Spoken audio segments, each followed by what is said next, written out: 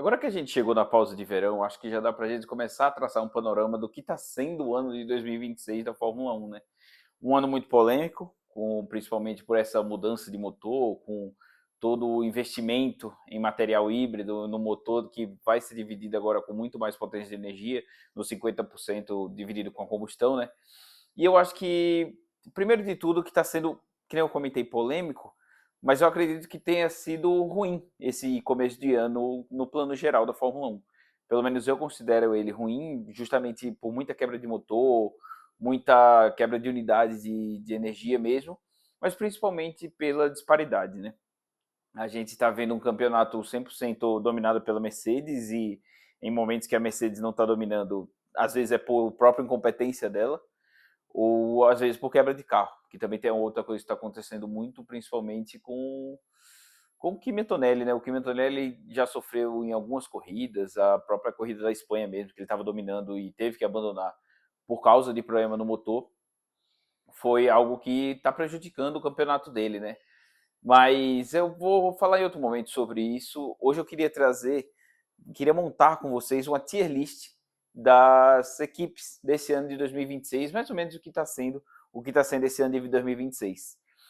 Então eu vou estar colocando aqui do lado a tier list completa para vocês irem acompanhando na medida que eu vou falando e entendendo os meus pontos, né? Vamos começar de baixo para cima e eu acho que, como péssima surpresa, eu quis limitar para ser uma equipe só, mas não tinha como ser outra, né? A Aston Martin realmente tá uma vergonha nesse ano, justamente foi a palavra que eu usei quando fiz o vídeo lá no Instagram. E justamente agora na Hungria a gente já pôde ver uma diferença. Foi a primeira vez no ano que eles entraram no Q3 com o Alonso, então ainda só foi com um dos carros. E se esperava muito dessa equipe, né? Principalmente com a chegada do Adrian Newey, até com a Honda saindo da Red Bull, seria o único foco deles na Fórmula 1, digamos assim. A gente já achava que o carro teria muito mais essa força para disputar, para combater com as equipes, né? E a gente está vendo que é totalmente o contrário. Então, a vitória deles esse ano está sendo não ser os últimos das corridas e estão disputando de frente com a Cadillac, que é uma equipe que acabou de entrar, que não tinha preparo de nada e tudo mais, e a Honda com a Aston Martin está sendo esse fracasso justamente porque se esperava muito da equipe, né? Se tinha uma expectativa nessa equipe, que nem eu comentei a chegada do Adrian Newey, com o Fernando Alonso, que é um gigante da categoria que já se aposentou, já voltou, e todo mundo confia nele ainda, e a gente sabe que ele tem muito essa fome de vencer ainda, mas que realmente está cansando, né? Eu tenho certeza que o Alonso não gosta de estar nessa situação que está junto da Aston Martin. Então eu começo a ver que pode ser uma questão dele se aposentar, de forçar uma aposentadoria dele e tudo mais. Então não tinha como esse posto não ser da Aston Martin, assim como ela está ficando em último de todas as corridas, ela também vai ficar em último nessa tier list. Passando para a parte de cima, eu classifiquei a Cadillac dessa forma porque eu realmente achava que eles iam ter um sucesso. A gente vê os Estados Unidos investindo muito na Fórmula 1, né, por meio da Liberty.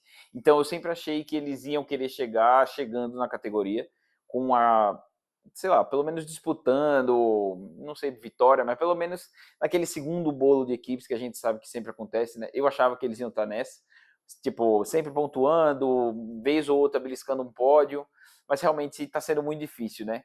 E eu acho que isso vai muito da escolha deles também como pilotos, né? Eu acho que Sérgio Pérez e Valtteri Bottas já são dois pilotos que já estão ultrapassados. A gente entende a questão do Tcheco dele trazer muitos patrocínios. Ele até tem uma certa competitividade, a gente vê que ele tem a fome, mas eu acho que já passou do tempo dele. Ele já não aguenta mais, já não entrega os resultados esperados. Desde a época da Red Bull, eu acho que aquela pressão, sei lá, desnecessária nele, digamos assim, como segundo piloto, fez mal para ele. E eu acho que tirou um pouco da confiança dele como piloto na categoria, né? Então chega um momento que já deu. E aí tá preparando o Colton Herta, ele também está sendo difícil lá na Fórmula 2, né? Não está conseguindo os resultados esperados. Será que era melhor ter ficado na Indy? Ele já tinha conquistado a vitória na Indy, né? Talvez fosse um caminho a ser seguido, uma carreira a crescer na Indy, que a gente vê hoje em dia que é um mercado muito grande e relevante também, querendo ou não, né? Então, eu acho que a Cadillac, eu quis colocar ela separada nessa categoria por ser um projeto novo, por eles estarem chegando agora na equipe da Fórmula, não, como é 11ª equipe na Fórmula 1, e a gente sabe o quão difícil é essa questão, né? Então, de toda forma, eu acho que está sendo positivo, de toda forma eles estão ganhando experiência, estão correndo, estão viajando, estão crescendo a marca como um todo, né?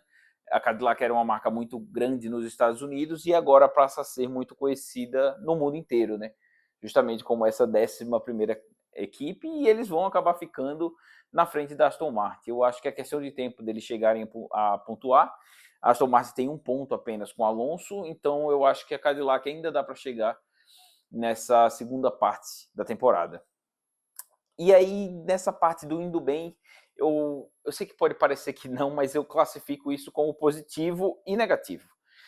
Depende da expectativa que era criada, né? Eu vou começar pela Williams, que era uma equipe que eu tinha muita expectativa. São dois pilotos que eu gosto muito, principalmente do Sainz, mas que, cara, não sei o que está acontecendo. No começo do ano eles estavam muito difícil a situação, né? Tava sem peça, teve toda aquela questão da Austrália, que eles quase não correram, passaram os treinos livres sem ir.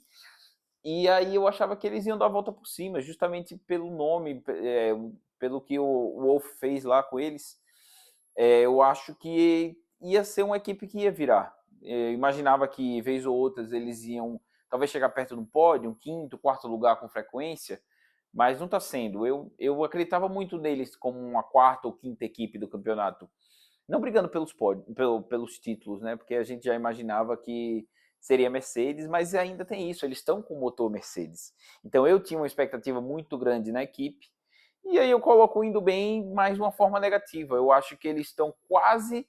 Eles deveriam estar na classificação de cima, que era o que era esperado de bom, só que justamente por eles falharem nessa questão, eles estão me decepcionando um pouco. E aí agora a gente vai para o indo bem de uma forma positiva. A Haas é uma equipe que está me surpreendendo muito. Eu acho que se eles tivessem uma questão de competitividade maior, eles poderiam estar mais longe. A gente muito se fala do Berman tá indo bem e ele tá dando uma lavada no Ocon. Então muita gente tá falando da saída, da provável saída do Ocon e até a chegada do Rafa Câmara, talvez, ou do Farnaroli, né, que é o campeão atual da Fórmula 2. Eu acho que é uma boa indicação. Eu acho que a saída do Ocon já está na hora. Ele sempre foi um piloto mediano, né? Teve aquele pódio no Brasil, aquela vitória na Hungria também que caiu no colo dele, né? Então, para mim, tá na hora. Tá bom, a Haas tá muito boa. Esse projeto com a Toyota tá dando muitos frutos. Eu acho que é um bom futuro. Eu acredito bastante na Haas. Eu acho que essa temporada é o começo de um recomeço, digamos assim. Agora eles conseguem acreditar mais e subir mais na categoria, né? Depois disso a gente chega na Racing Bulls, que essa foi uma ótima surpresa para mim. Eu realmente não estava esperando que eles fossem tão bem. Eu já não acredito tanto no Lawson, eu acho que ele já foi um piloto que teve muitas chances de alcançar alguma vitória. Na própria passagem dele na Red Bull foi meio conturbada, não deu muito certo. Também acho que não deram tempo suficiente para ele. Mas ele já esteve em outras categorias também e nunca foi nada demais. Mas esse ano ele está muito bem, brigando bastante por pontos, ele principalmente, né? E o Lindblad também, primeira temporada do garoto na categoria, eu não esperava que ele fosse tão bem, mas ele está indo muito bem, me surpreendendo positivamente. E eu acho que é uma equipe que tem tudo para crescer, né? O Lindblad provavelmente está sendo treinado para ficar no lugar do Verstappen, caso o Verstappen saia, né, da Red Bull, e ele subir. Mas depois a gente fala da Red Bull. Justamente para falar da próxima categoria, eu coloquei como Blair, porque, sei lá, nem fede nem cheira. São equipes que você já esperava o que fossem entregar e eles estão assim. A Red Bull principalmente, né, porque teve toda essa questão desses problemas com a Ford e tudo mais, então eu achava que eles iam ter mais trabalho esse ano do que tiveram no começo do ano passado, justamente. Mas eles estão indo muito bem. E eu acho que, mais do que isso, eu acho que justamente a Red Bull está sabendo dividir muito bem a atenção esse ano. Não só com o Verstappen, mas também com o Radiar, né? Dando essa atenção, fazendo o carro para os dois, digamos assim, e até na questão de estratégia. A gente vê que o Radiar já é um piloto difícil, já é um piloto complicado e que ele está brigando cabeça com o Verstappen. Então, você imagina, pô, quando será que esse atrito vai começar? Mas, ao mesmo tempo, a gente não vê um atrito entre eles. Parece ser um clima muito legal, diferente da Mercedes, que, então, puxando esse assunto já da Mercedes, eu acho que já passou da hora deles tomarem essa decisão do primeiro piloto. O Russell é um piloto muito complicado, um piloto que requer muita atenção e que fica muito chorão quando não está disputando, né? Quando sente que não está tendo a atenção necessária. E o Antonelli, por outro lado, está totalmente contrário, está sem pressão nenhuma e dominando o campeonato. Quando ele não termina a prova, outra pessoa ganha, e quando ele termina, geralmente ele ganha, né? Mesmo às vezes a corrida caindo no colo dele, mas, cara, é sorte de campeão. Fazer o quê? Eu realmente acredito que ele vai ser o melhor piloto nesse ano, o campeão mais jovem, inclusive. E eu acho que a Mercedes está correspondendo com o que foi proposto, né? Desde o começo do ano sempre se falou que ela teria o melhor motor, e realmente já com esse motor a gente está vendo essa questão de deles dominarem o campeonato mesmo, né? Então, não só a Mercedes, mas as equipes que usam o motor Mercedes estão dominando e estão indo muito para frente. Então eu coloco essa classificação da Mercedes porque já era esperado que eles fossem dominar e eles estão dominando. Depois disso eu coloco a McLaren. A McLaren eu fico na dúvida se o problema deles é a própria McLaren ou se são os pilotos. Eu esperava mais do Lando. Eu achava que ele, como atual campeão, ia dar mais trabalho, pelo menos disputar mais. E não está sendo bem isso, né? Ele está sendo bem coadjuvante, muitas vezes ele quase não é falado na transmissão, está muito de lado dessa disputa, né? E eu acho que isso é péssimo para ele, porque, sei lá, ano passado você vai dizer que ele merecia ser campeão? Talvez o Verstappen merecesse mais, por toda a corrida que ele fez de recuperação, digamos assim, ao longo do ano, para chegar no Lando e no Piastri, né? Naquele ano. E eu acho que depois de Baku do ano passado, o Piastri se acabou. Eu acho que vai ser difícil a gente voltar a ver um Piastri com fome como ele tinha antes, porque naquela temporada, naquela corrida, ele percebeu que ele perdeu o campeonato. Ele percebeu que não ia dar mais para ele e tudo mais, e aí ao mesmo tempo o Lando e o Max foram crescendo cada vez mais depois disso, e a gente viu no que deu. Então eu acho que falta fome para os dois pilotos da McLaren, principalmente para o Piastri, mas o Norris também não demonstra nada. A gente ouve falar mais dele pelas fofocas de namorado e ex-namorada do que pelo que ele está fazendo na pista. Seguindo, eu venho falar de boas surpresas. Primeiro eu falo da Audi. E, cara, como é bom botar um brasileiro nessa boa surpresa, né? Justamente o Nico Hülkenberg só viu pontuar agora na Hungria e o Bortoleto fez todos os pontos, além deles, do ano, né? Então a gente vê um carro que está começando agora, que uma equipe que não só faz o carro, mas também está fazendo o motor, conseguindo pontuar. Tudo bem que eles estão na parte de baixo da tabela, mas assim, estão pontuando. Era um projeto, eu tenho certeza que está superando as expectativas dele, mas ao mesmo tempo é um projeto muito seguro. Então, todo mundo brinca com essa questão de um projeto de 5 anos, como que você vai projetar 5 anos? Mas, cara, você tem que fazer assim. E eu acho que a Audi entrou muito nisso. Eu acho que mais do que eles não queriam ser campeões nesse ano, mas eles queriam fortalecer a base, digamos assim. E eu acho que é muito bom a gente ter o Bortoleto nessa equipe, principalmente porque o sucesso dele vai ser baseado no sucesso da equipe, né? Então a gente vai poder ver muito dele ainda. Depois, em boa surpresa, eu também coloco a Alpine, que, cara, essa realmente foi uma surpresa para mim. Eu achava que o Colapinto não ia render muito bem na Fórmula 1. O começo dele da Williams foi muito bom, mas ele quebrou muito o carro logo depois. O final de semana de Las Vegas, o final de semana aqui do Brasil, que ele quebrou 2 carros no mesmo final de semana. Isso é muito complicado, né, na Fórmula 1, ainda mais na Alpine, que tem um Briatore que a gente sabe que a qualquer momento ele vai tirar você da equipe e não tá nem aí.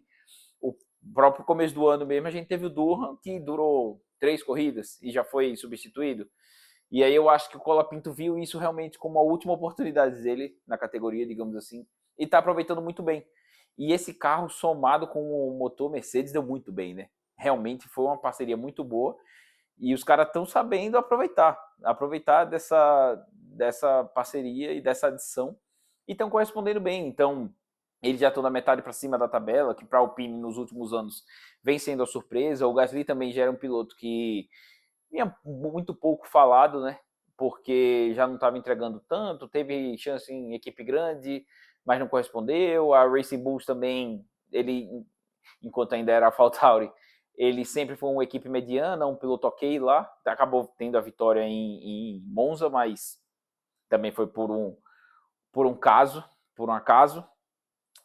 Então eu coloco eles como uma boa surpresa e eu acho que é interessante o ano deles. Eu acho que vai ser um projeto interessante da gente ver daqui para frente. Uma pena que é o Briatore cuidando, porque nós brasileiros temos a obrigação de não gostar dele, mas enfim, eu não precisava avisar isso. E para fechar, eu coloco a nossa queridíssima Ferrari. Pois é. Fazia tempo que eu torcia para ver a Ferrari boa como está esse ano, né? E, pô, com o Hamilton ainda, maravilhoso. Eu realmente esperava que eles fossem ter esse sucesso, não esperava que seria tão perto já nesse ano. Digamos, entre a parceria Hamilton e Ferrari, né? Que começou no ano passado. Mas, cara, esse ano tá demais, né? Esse ano o motor tá seguro, o pit stop tá certíssimo, as estratégias estão muito boas. Eu realmente acho que no ano passado eles deram uma balançada lá dentro e viram, ó, o que a gente tem que resolver, o que tá bom, o que tá ruim, o que a gente tem que mudar. E mudanças foram feitas e tá surtindo efeito, né? É uma pena que a Mercedes está dominando tanto o campeonato por causa do motor, porque a Ferrari tá chegando junto, né? Hamilton, Leclerc estão consolidados como a segunda equipe, né? A Ferrari já está bem perto da Mercedes, principalmente o Hamilton, que é o vice do campeonato, né? Isso já fala o suficiente para mostrar que a Ferrari dá para acreditar esse ano. Lógico que eu não acho que vai ser campeã de pilotos, nem campeã de construtores, mas a gente sabe que pelo menos os próximos anos da Ferrari vão ser positivos. E assim, pô, pra gente que não tinha nada para acreditar até hoje, tá ótimo, né? Então, eu acho que é isso. Essa é a minha tier list. Comenta aqui abaixo se você concorda, se você discorda, o que você mudaria, se eu precisar de outra categoria. Mas enfim, não se esqueça de seguir o Embrasa Escuderia em todas as nossas redes, no TikTok, no Instagram, e se inscrever aqui no canal. Então deixe seu like, comenta aqui o que você quer ver nos próximos vídeos. Eu vou aproveitar bastante essa temporada de verão para dar bastante opinião. Então não se esquece de se inscrever no canal e ficar de olho no canal, tá bom? A gente se vê na próxima. Valeu!